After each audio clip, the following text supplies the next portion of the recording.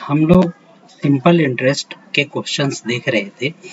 इसी में हम लोग आगे देखते हैं।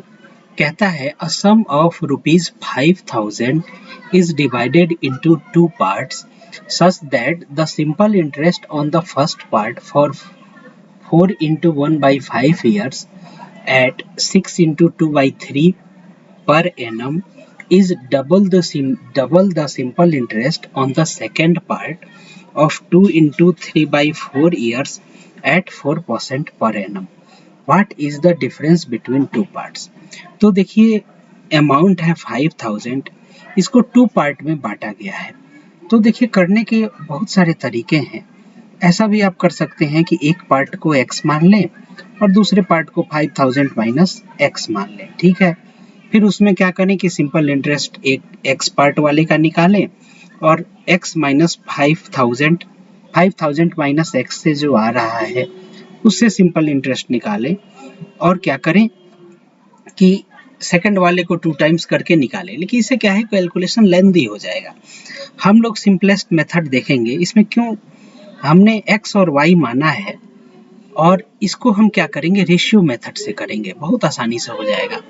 तो यहाँ कहता है कि जो फर्स्ट पार्ट x है उसका जो भी इतने ईयर और इतने पर एनम के रेट से जो सिंपल इंटरेस्ट बनता है वो दूसरा y प्रिंसिपल जो है उस पे बनने वाले इतने ईयर और इतने पर एनम के सिंपल इंटरेस्ट से वो 2 गुना है। तो ये क्या हो जाएगा, simple interest on principal x is equal to 2 times of simple interest on principal y।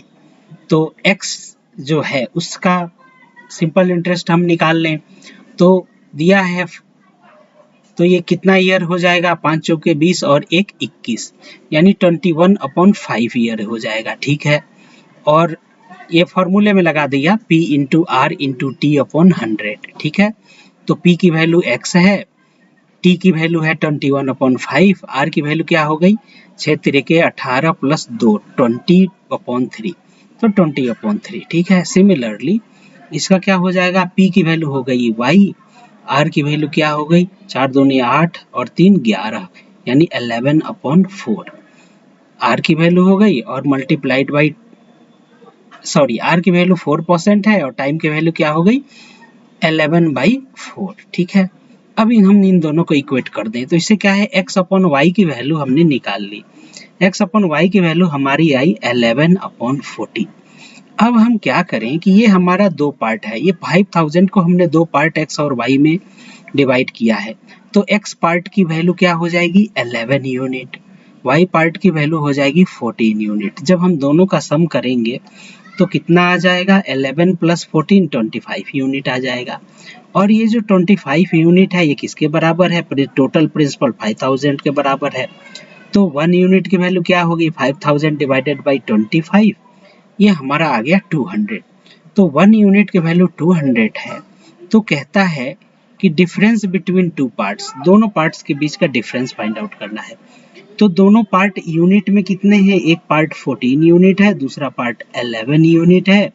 तो इन दोनों को हम सब्ट्रैक्ट करेंगे तो कितना यूनिट आएगा 3 यूनिट आएगा, और एक यूनिट की वैल्यू 200 है तो 3 यूनिट की वैल्यू कितनी आ गई 600 आ गई। ये क्वेश्चन एसएससी सीजीएल 2019 में पूछा गया था। आइए हम इसी से मिलता जुलता एक क्वेश्चन और देखते हैं। ये क्वेश्चन एसएससी सीएचएसएल का पूछा हुआ है।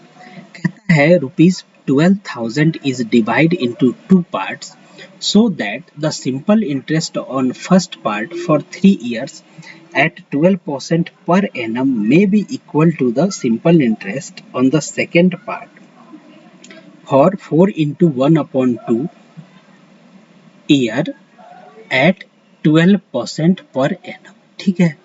तो यहाँ भी वही चीज हम करें, 12, हमें बस रेशियो फाइंड आउट करना है x और y का। तो 12,000 को हमने 2 पार्ट में डिवाइड कर दिया, x और y। सिंपल इंटरेस्ट जो x से जो सिंपल इंटरेस्ट आ रहा है इतने सालों में 3 ईयर और 12% पर एनम के हिसाब से, वो बराबर है सिंपल इंटरेस्ट जो y का जो सिंपल इंटरेस्ट आ रहा है वो 4 into 1/12 ईयर्स में 16% पर एनम के हिसाब से आ रहा है। तो क्या हो जाएगा, P की वैल्यू x, R की वैल्यू कितनी हो गई, ये R की वैल्यू हो गई 12% और t की वैल्यू 3/100 इज इक्वल टू क्या हो गया, principal y multiplied by r की वैल्यू 16% और टाइम की वैल्यू क्या हो गई, 4 दूनी 8 और 1 9, 9/2 क्या है अपन मल्टीप्लाइड बाई 100 ऐसे किया हमने। और इससे क्या करेंगे हम x और y का रेशियो निकाल लेंगे। x और y का रेशियो क्या आया, 2:1 आ रहा है। ठीक है, कौन सा ऑप्शन करेक्ट है, ए ऑप्शन इज करेक्ट। तो इस प्रकार से इन क्वेश्चंस को हम करते हैं। रेशियो मेथड से आप करेंगे तो काफ़ी आसानी से हो जाता है क्वेश्चन, ज़्यादा लेंदी कैलकुलेशन नहीं होता है। उम्मीद है आपको ये चीज़ समझ में आई होगी। हमारे चैनल राघव मैथ्स को सब्सक्राइब करें, अगले वीडियो का आप इंतज़ार करें सिंपल इंटरेस्ट में।